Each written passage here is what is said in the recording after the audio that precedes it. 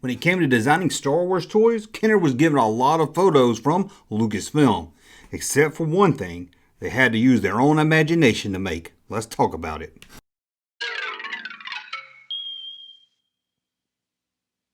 Welcome back to the Junk Room, everybody. It's me, the Junkman, coming back at you with another video. And what are we going to talk about today? Well, we're going to talk about the toy that Kenner had designed mostly on their own.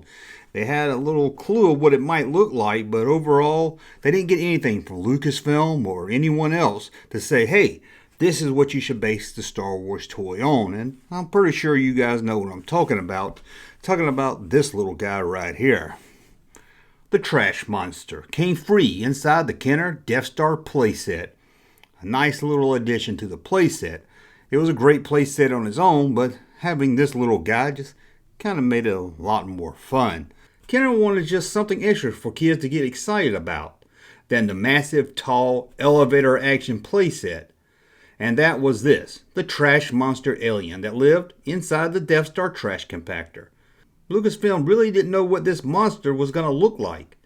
After all we see in the film is the eye pop out of the water. So other than having an eye that popped out of the water, Kenner had nothing to go on. Lucasfilm had nothing either. It's not like they did concept work for the Trash Monster before making Star Wars. All they knew is that when they made this figure, it had to have something that looked like an eye that popped out of the water. What the Trash Monster would look like? Well, that was left up to Kenner designer Tim Effler to come up with concept art of what he thought the Trash Monster would look like under all that trash. But even with concept to go on, they still needed a sculptor to sculpt it from concept to a figure. And for that, they reached out to a new Kenner hire. That new hire was Steve Geddes. Steve came to Kenner in October of 1977, well after the first 12 Star Wars figures were done being designed, and work for Series 2 was about to start up. However, Kenner's head of sculpting, John Garner, wanted to make sure Steve was up to the task for Series 2 by testing his skills with the Trash Monster. So Steven took the concept art and sculpted the best Trash Monster that he could. He would then take it to his boss, who would point out failures and send it back to Steven for more work. This went on for 14 days, something that shouldn't have taken more than a day or two. As Steve was working on the monster, he would hold it so long that it would wear off the bumps and the warts on the creature, so Steve would find himself starting over again. And his boss really wanted to make sure the bumps and the warts or whatever was all over this thing really showed up. He wanted kids to feel they got something extra, not just something cheap and thrown in the last minute. He wanted some detail done to the Trash Monster, and he got it. Steve never gave up. He worked and worked to give his new Kenner boss the Trash Monster that he wanted. The first prototype of the Trash Monster was actually painted, but to save cost, the painting was axed as it was cheaper just to make it all green.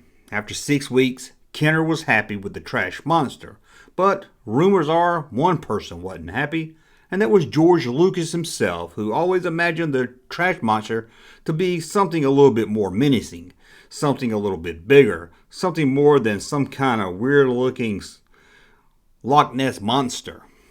But all that really mattered was that Kenner was happy with Steve's work. Kenner went on to stay with the Kenner Star Wars team and other Kenner toy lines for years to come. But there was times Steven gave the bosses at Kenner a headache. Steven loved to try to hide things into the toys he were designing. He actually tried to put his face on a tree trunk with the Star Wars Dagobah playset, but those Kenner bosses found it and told him to get rid of it. But some things did get by the Kenner bosses. On that same Star Wars playset, he was able to hide his daughter's name, Emily, on the back of a lizard and a snake. And his wife, Lynn, her name can be found on the playset also. And even Steven's last name, Gittison, can be found on the playset. He even carved his last name into the tail of a tauntaun. That's right, the Kenner tauntaun, if you look at the tail closely, that last name is carved into the tail, as you can see here looking at the picture. But honestly, it's kind of hard to tell. And who knows, Steven probably hid more things in the Star Wars and other toys that just hadn't even been found yet. So if you get bored, take your Star Wars toy and really dig into it. Really look at it real close, because you never know what you're going to see.